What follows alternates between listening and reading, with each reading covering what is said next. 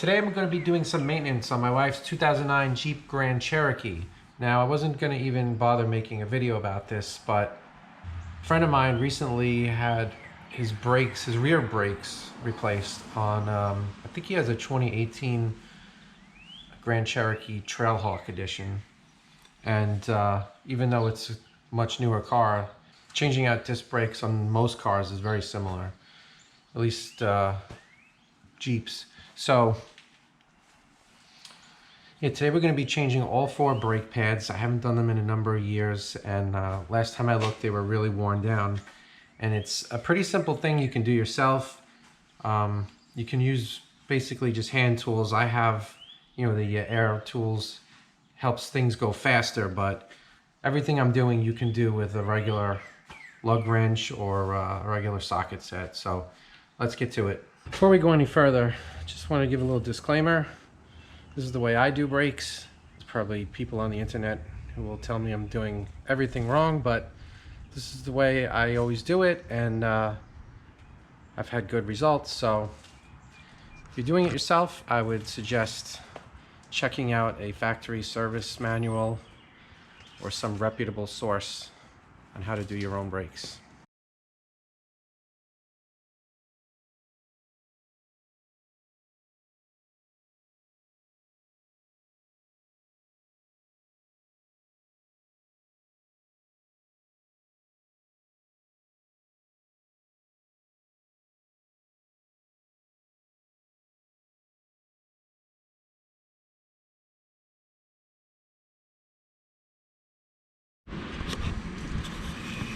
So the brake pads, hard to see the sun glare, but not much left there.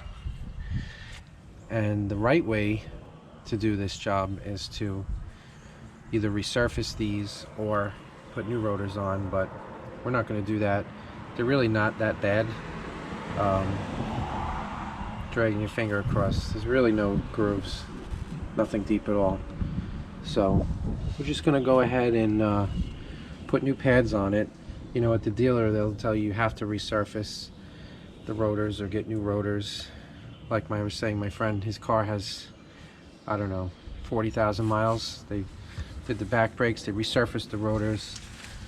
They said they were using OEM pads, and turns out when he looked up the part number, they were just centric replacement pads, and that's fine, but they shouldn't tell you that they're using OEM parts when they're actually not. It's fraudulent, if you ask me. And also they mark up the price. Instead of $35 pads, they charge you $100. These are what we're going to be using. Wagner ceramic. And I do the ceramic because they're quiet and they put out low amounts of brake dust compared to other types like semi-metallic. This bolt and this bolt are the ones you have to remove to undo the caliper from the bracket.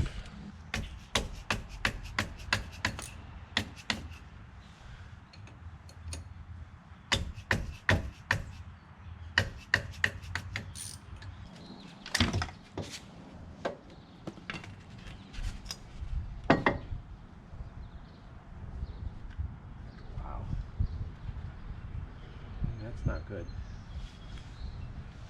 Not expecting this. Piston, the caliper is cracked. Just not good. Gonna have to fix that. Never seen that happen before. It's like the caliper piston got rusted to the back of the brake pad. Broke off. So we ran into another little snag.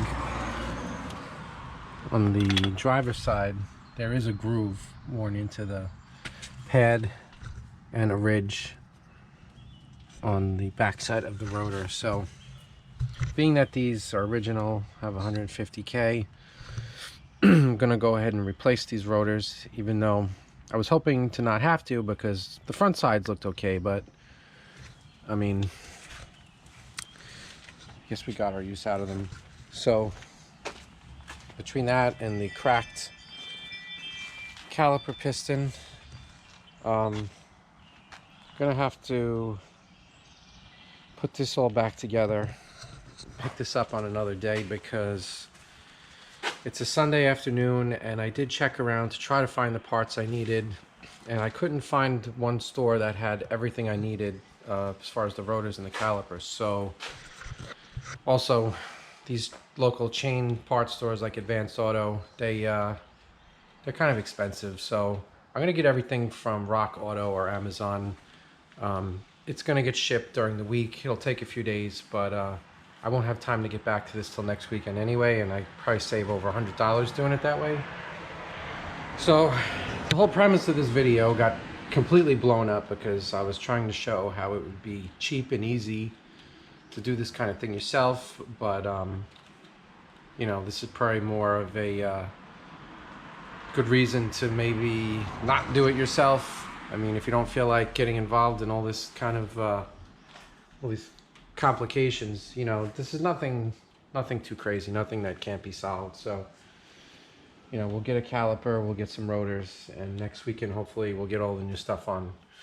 So I will bring you back when we get to that point. Parts from Amazon finally arrived. The caliper took probably a week, but no core charge, so I don't have to worry about returning it. And it was cheaper than Advanced Auto by a lot, and it still says Jeep on it, which is cool, I guess. And then I got the rotors, so I'm going to be putting them on. Hopefully today's the day where we get this all done.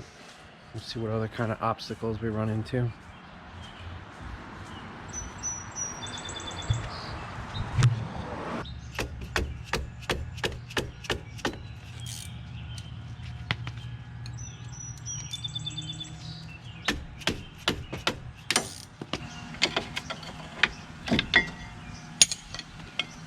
You don't want to let it hang by the hose. Not good for the hose. So sometimes it's good to zip tie it up to something, get it out of the way, which I'm probably going to do. So when I take off the rotor, I won't have a problem. Caliper bracket is held on through 2 bolts, go through the back, 21mm.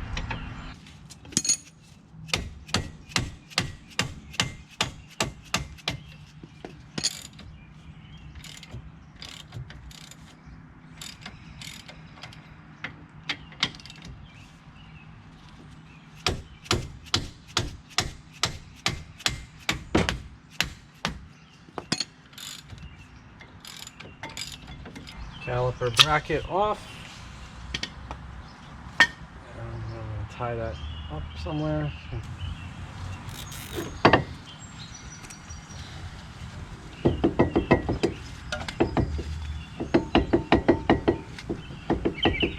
Nice little seal, looks like here. Maybe I have to get that out first.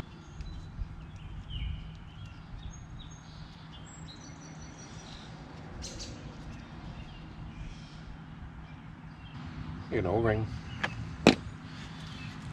probably just to hold it on until you get the wheel on anyway. This rotor was really not in terrible shape, but there was a little bit of a ridge on the back side right here. I mean, they could have been resurfaced, cut down, whatever. I just didn't feel like it. You can see there's a little bit of a groove, but the new rotors are pretty inexpensive, so it's just quicker and easier. Just throw a new one on.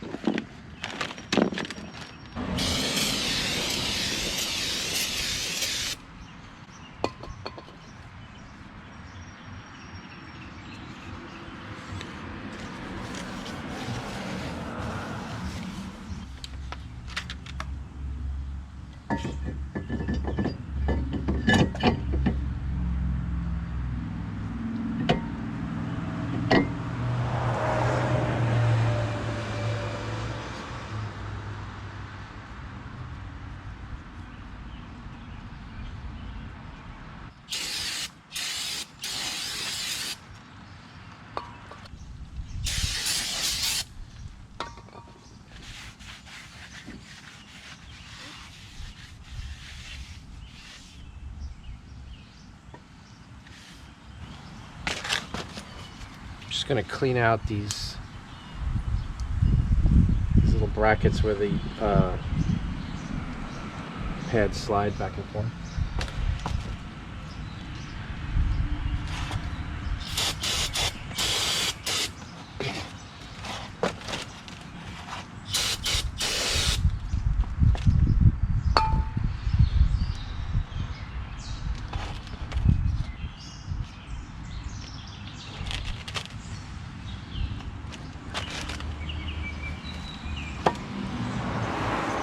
Press the pistons because the pistons are sticking really far out. As you can see, they're out. I mean, these pads are worn down, so I'm gonna send them back in. The clamp.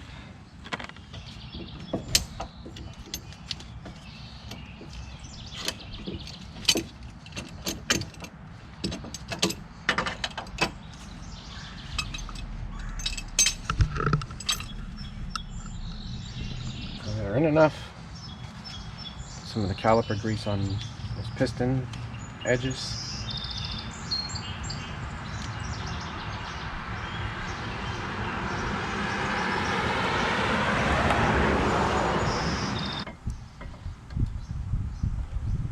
There we go.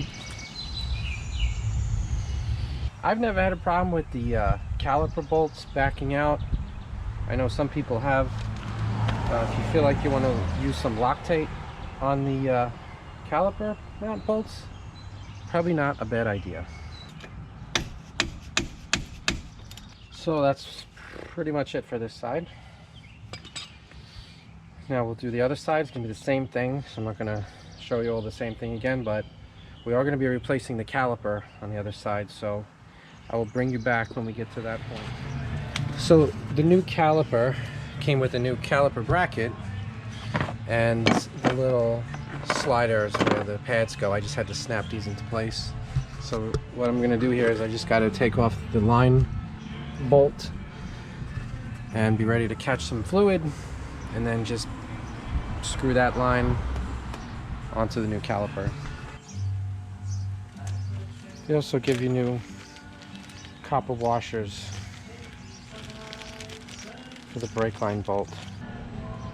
This thing does not want to stop leaking. I don't know how tight I can make it. Alright, I think we're looking good now. I should have known that there was two washers for a reason. One on each side of the hose end. The copper washers is what gives you the seal. When you're doing a caliper, you always want to make sure when you're putting it on that the bleeder is on the top half of the caliper. If it's on the bottom half, it means you've got the wrong side, and you really can't bleed it. The air won't come out unless the bleeder is on the top. Got this self-bleeder kit. Usually works out pretty well.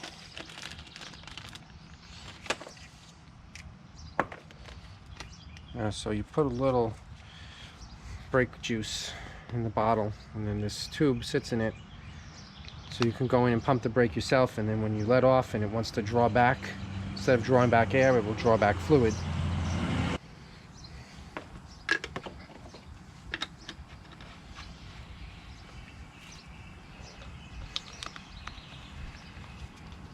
So I've got it filled up to there.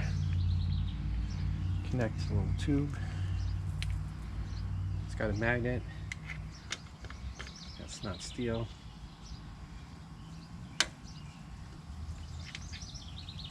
You want to put it somewhere higher than the bleeder. Can you open this up now? Oh yeah, it's tight.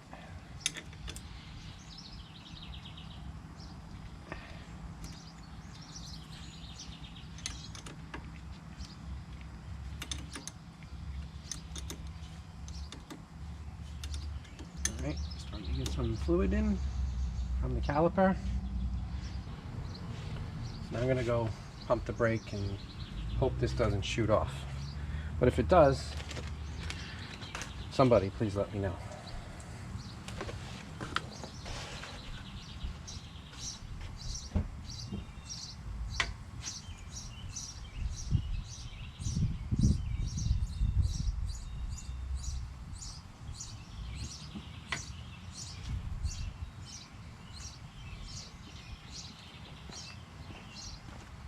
So that was one pump slowly all the way down to the floor. I usually do about 4, and then by that time it's usually time to empty the bottle.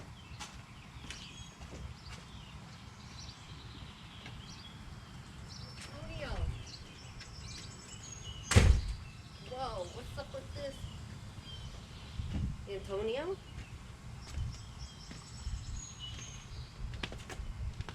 Uh-oh, this thing is oozing and juicing.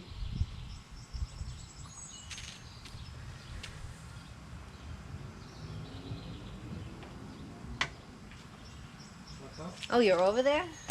Yeah, what do you When think I I am? said, when I called you, why didn't you say? I didn't hear you. I was in the car. Okay, so yeah, never filled up there. What happened? Little bottles filled up. Talking to my YouTube audience. Oh, sorry. It's okay. Wait, where's it recording? Oh my gosh, Right there. there's me in it probably, No. examining it. No, because I was just over You there just had your looking head in at it. Being nosy. Yeah, because I was like, oh, look at this thing filling up. That's your new caliper.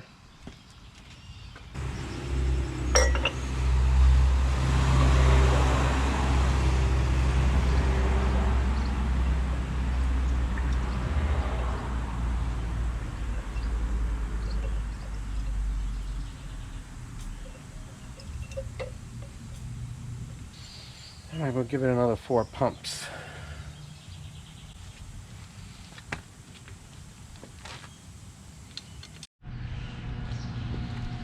I'm gonna bleed the other side too, just in case. The air got over here. I doubt it, but you never know. Seems like this bleeder screw just disintegrated. We're just gonna pretend that we didn't see that and move on with our lives here. Okay. The thing is, you got to make sure that you're not running your master cylinder reservoir dry. Keep checking and adding fluid as you are bleeding. And protect your paint. Brake fluid will destroy your paint.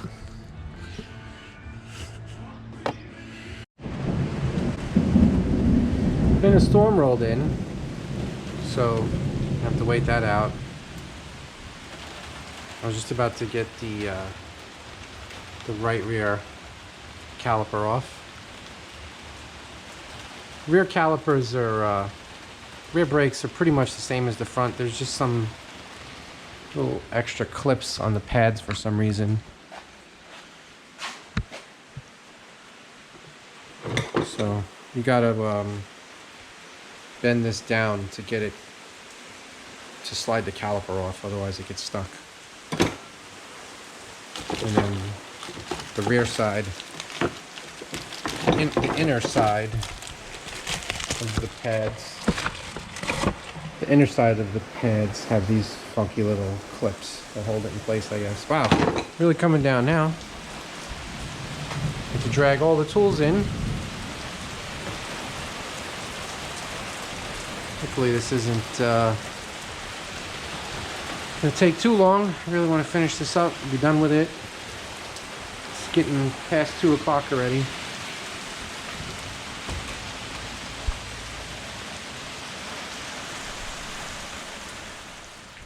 About an hour and a half later, I got this one back together. A little tricky in the back. You have to, when you undo the caliper bolts from behind, you kind of have to tilt it. You got to press this down and pry it off like a hinge. It hinges on this bottom slide here. You need to pull it out this way and then lift it up and it will come off.